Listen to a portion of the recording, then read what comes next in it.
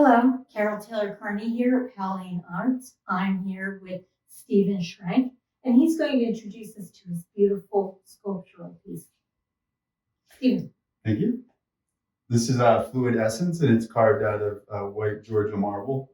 It's a beautiful historic quarry down outside of Atlanta, not far, about 45 minutes north, but very historic. It's used on the Lincoln Memorial and other historic architecture across the country.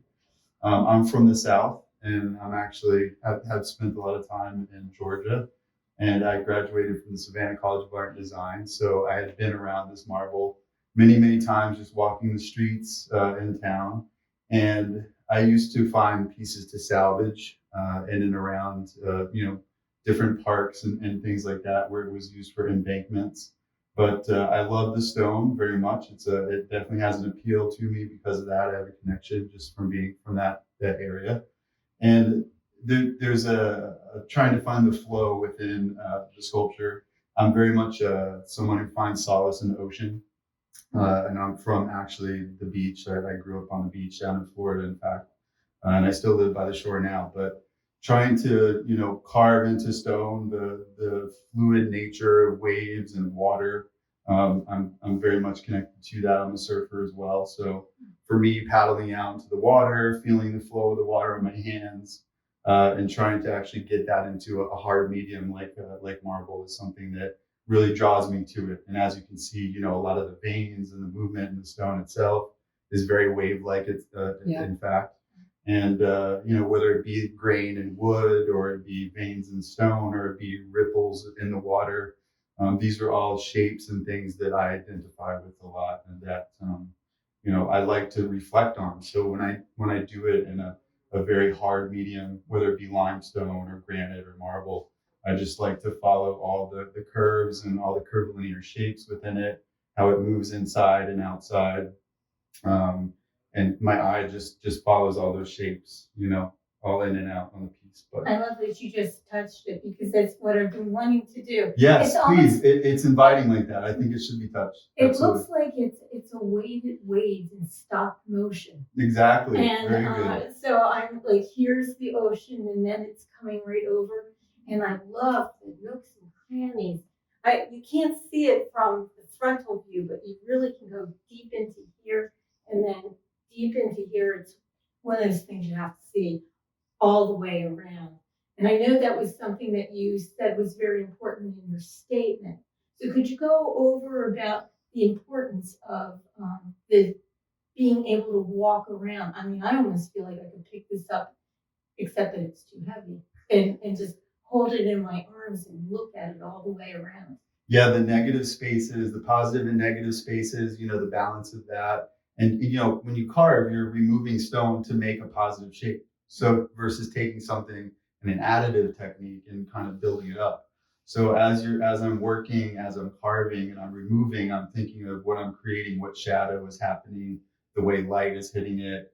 And the negative spaces are important for that, right? I think it's important to kind of like open up some of those other zones, and you kind of create another sort of like that interior flow, so that you're it's kind of like a composition in a two-dimensional piece, right? Like the way your eye moves through the painting, right? And how you're kind of carried through it. And when it comes to sculpture, three-dimensional, that's also kind of the way that I'm thinking as well. Yeah, I know that you're also a painter. Correct. Yes. Yeah, I saw that, and the way that you're talking about it is the difference between how oftentimes painters and sculptors are looking at it, that you are taking away in order to make positive and negative shapes, and painters are actively making a positive shape. It's almost always an addition. Yeah.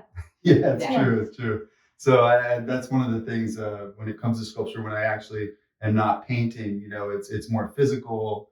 And, even just to get the finish on the piece, you have to do a lot of filing and sanding and, like this real, like, hard edge, definition, you're creating by, kind of finding those edges and where you're going to like terminate an edge into something that's more, just like bulbous or curvilinear, it's kind of like, with paint, it's like depending on something depth wise in the painting, it's going to be more diffuse or it's going to be more defined, depending on whether it's in a particular spot in the composition. But definitely for me, like the feeling component with sculpture and water and surfing, and even just like looking at the jetties when I paddle out of the beach, they have beautiful shapes to them. Yeah.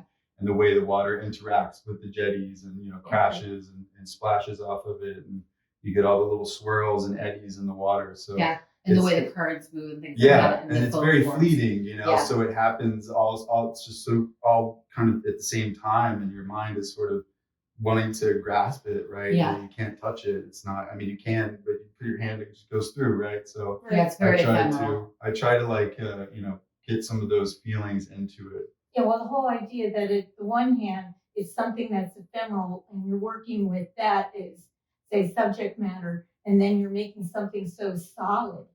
And yeah, that's what I was going to say too. What's one of the things that you're choosing such a hard medium, and you are essentially taking it and making it soft and swirly and have movement, when we say things like as immovable as rock or as immovable as stone, and yet your pieces have such great movement.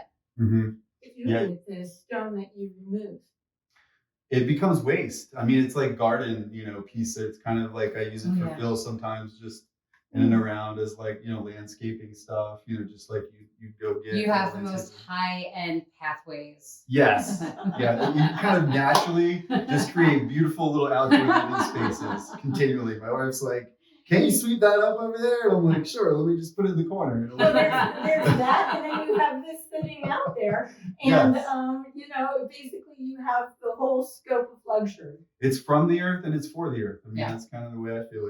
It goes back whence it came. Yeah. It formed when it did, how it did, and so I don't feel like I'm polluting anything because it doesn't have any bad ingredients in it. Yeah. Well, you're repurposing. Yes. Looking at this, there are going to be people who are going to wonder, well, is this the solid way that I should show it? Can you show us like? Oh yeah, I mean, I prefer. I was going to let you. Yeah, there's a couple of angles. I mean, that's the primary. This is sort of a secondary angle. It's a little less activated, but when you move around the piece, I feel like you've got more activity on the other side. You kind of move around, and this is a little more of a repose. But there's something like you see the connectedness. That's what I was going of to the say. pieces. It reminds me very much of a body at repose or an eye, which is very interesting too.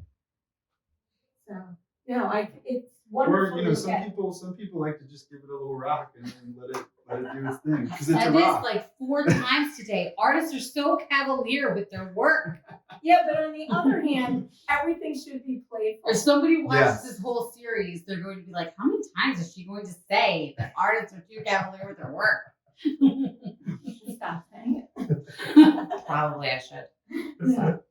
No, but it's a beautiful piece. It's very beautiful, and it just wants to be touched. It does, and I encourage it. Anybody for the show that wants to touch my sculpture, please do it. You're not going to harm it. Can't do anything to it, really. I mean, you'd have to go throw it out on the sidewalk and drop it from a high place, probably. Well, how do you feel about a piece of marble can be shown outside or inside too? We're obviously showing it inside, but how do you?